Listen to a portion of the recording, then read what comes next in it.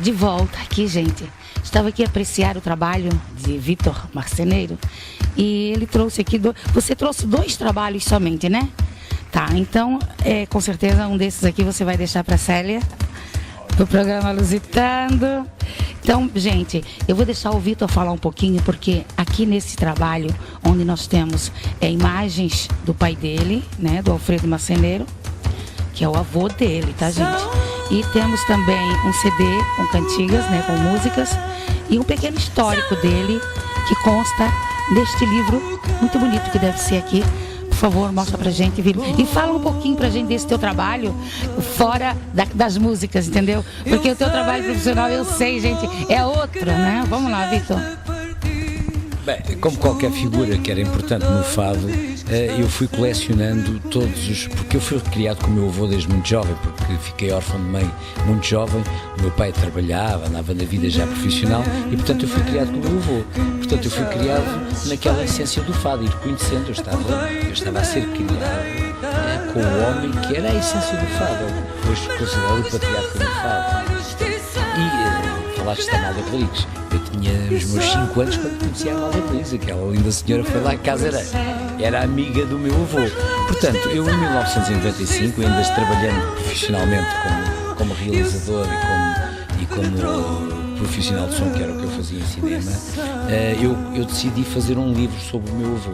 E foi a primeira biografia oficial de Alfredo Marceneiro, do qual eu me sinto muito orgulhoso, porque eu não sou, na realidade, um homem de escrita, um homem mais de máquinas, de cinema e de falar. Mas inspirei-me, escrevi até todo. Há quem diga, amigos meus, que eu fiz um guião cinematográfico da vida do meu avô.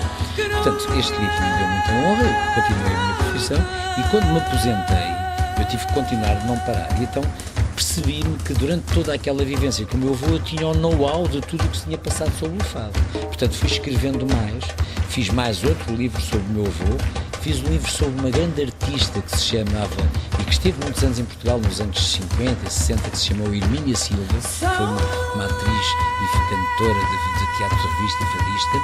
E há pouco tempo me foi pedido, até pela FNAC, que eu fizesse um pequeno livro, uma pequena súmula, realçando o porquê o patriarca do fado.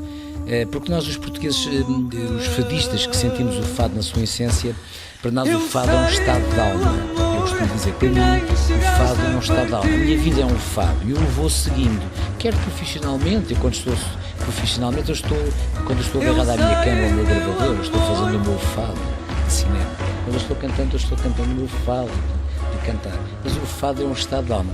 Então tivemos a oportunidade de fazer este trabalho, um trabalho único de cerca de 1000 exemplares, único, só para a FNAC, que eles me cederam gentilmente meia dúzia de exemplares para trazer, para mostrar no Brasil, em que tem uma compilação do meu avô, com uma pequena biografia, não tão completa como esta, e onde tem um DVD que eu tive a felicidade de ser o produtor e o engenheiro de som em 1979. E o meu avô veio a falecer 2 anos depois, com 92 anos. Portanto, 2 anos de falecer, eu ainda consegui gravar e filmar o meu avô e tive a honra de cantar em dueto. Dueto, não sei se vocês entendem esse termo, é um tema musical em que nós cantámos os dois. Ele cantava uma parte e eu respondia.